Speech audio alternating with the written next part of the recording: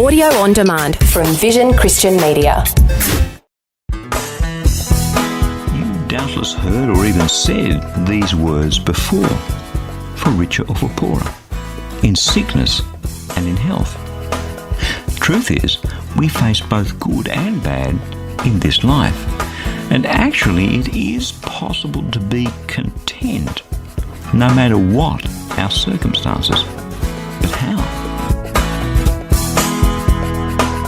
Hi, I'm Berni Dymet, and welcome again to the program, as today we take a look at contentment from a different perspective. Sometimes in life, things aren't quite right. A situation, a relationship, a job, a feeling, a concern, something is not quite right. And it gets us down.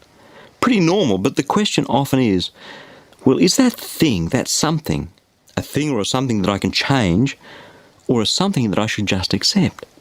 I think we've all heard that prayer, "Dear Lord, give me the peace to accept the things I can't change, the courage to change the things I can, and the wisdom to know the difference." It's a good prayer. If we just accept things we can change, that's silly. What a waste of a life. But if we spend all our energies trying to change something that we can't change, that's silly too. What a waste of effort. Sometimes we need real wisdom to know the difference. There are a whole bunch of things in life that we can change. Have a think about them. Our own attitude to things. Maybe we're overweight and we need to eat differently and exercise. Maybe it's a work-life balance. Maybe it's a career choice. Maybe it's the friends that we choose to hang around with who are getting us down. Maybe it's how we spend our money. Maybe it's our debt levels. There are a whole bunch of things in our lives that we can change. And sometimes we try and abdicate from those. Sometimes we say, well, I'm not in control of that. I can't help how I spend my money. You know, I saw this thing and I just wanted to buy it, and now my credit card has got me into debt over my head. Oh, it's not my fault. Oh, we can try and abdicate it, but actually in those areas, we are responsible. On the other hand, there are a whole bunch of things we can't change. The past is number one. Doesn't matter how much we wish we could undo what we did yesterday or the day before or last year, we can't. The past is the past, and I can't change it, and you can't change it. Sometimes we have sickness in our own bodies or friends and family. And we live in a world where sickness happens, and the last time I checked, 1 out of 1 of us is going to die, unless Jesus comes back first. So sickness happens. Sometimes we wish we could change that other person, you know, that difficult kid or that husband or that wife or that person at work or the boss, or we wish we could change them. Get a revelation, we can't change other people. And yet we try and control those areas. We try to change other people. We try and ram things down their throat. And that's disastrous too. And it's just as disastrous as abdicating our responsibility in the areas that we can change in life. So we do need wisdom. We need wisdom to approach the things that we don't like that we can change, and the things that we don't like that we can't change, with a right heart attitude. We're not meant to play the victim, and we're not meant to be a bull at a gate. And I think that heart attitude that brings that wisdom is a heart of contentment. All this week on the program, we've been looking at a letter from a very good friend of mine. He died a few years back, Paul, the Apostle. He wrote this letter in the 1st century AD. I call him a good friend because I've read his letters over and over again, and the guy just flicks my switch. You know, I just relate to this bloke, Paul. Anyway, this letter is called The Letter to the Church in Philippi. You can find it in the New Testament of the Bible. And Paul is on prison in death row. He spent over a decade preaching at big rallies and planting churches right across Asia Minor, and he finds himself on death row. Just in the same way that we sometimes, as we've been looking this week on the program, find ourselves in our own personal prisons.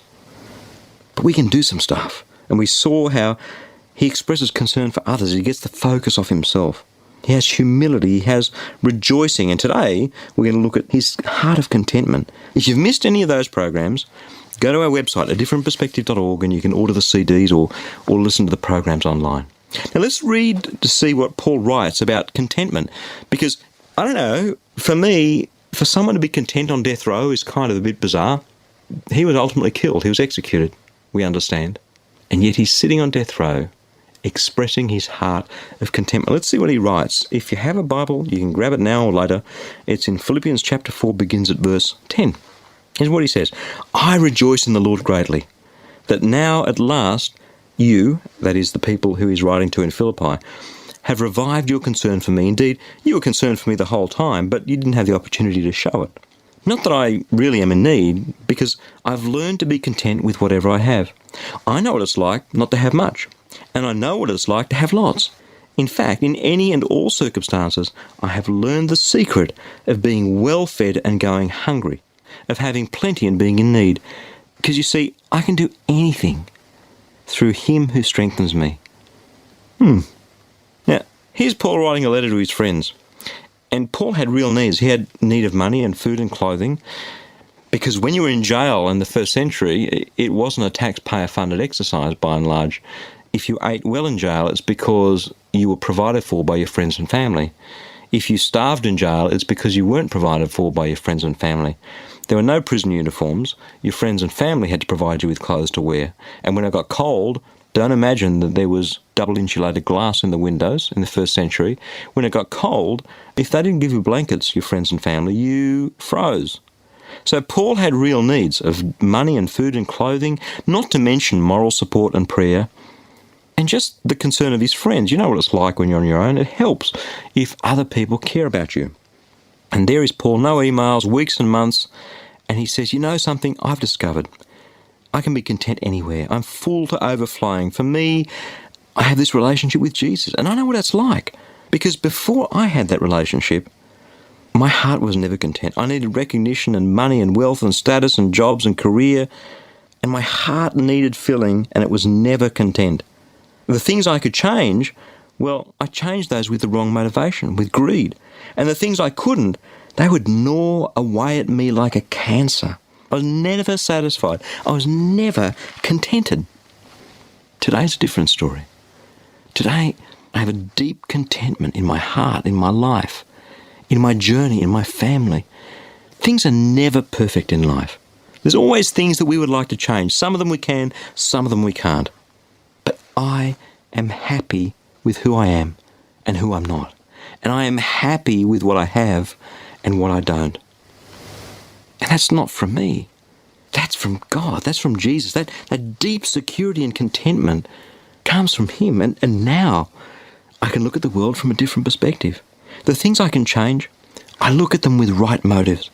I mean, this ministry, what we're doing right now, my motive is to let Jesus change your heart. That's what it's all about for me. And the things I can't, I have this gentle peace about. I pray, I leave them with God. There are some people in my life, I'd love to see them change some things in their lives, but I can't change them. So instead of reacting against them, instead of pulling them down and fighting with them and being angry with them like I used to, I just take them to the Lord and have a deep peace about them. I could never have done that stuff by myself. And you know, Paul on death row could never have expressed that sort of contentment by himself. He talked about love and concern for his friends. He talked about humility. He talked about rejoicing. He talked about contentment on death row.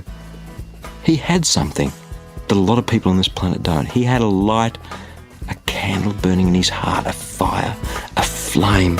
It was like a get out of jail free card. And that card has a name, Jesus.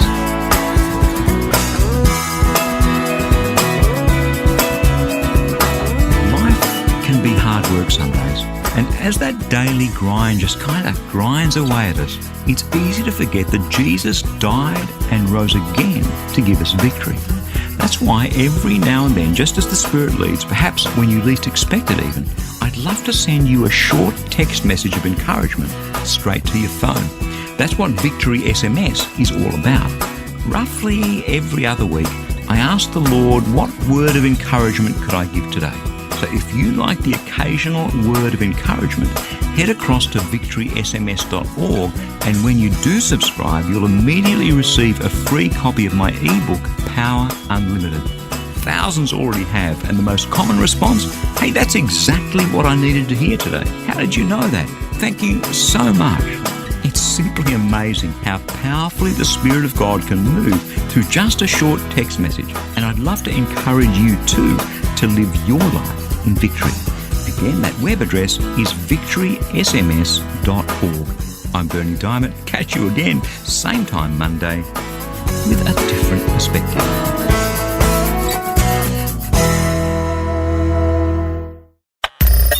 Thanks for taking time to listen to this audio on demand from Vision Christian Media. To find out more about us, go to vision.org.au.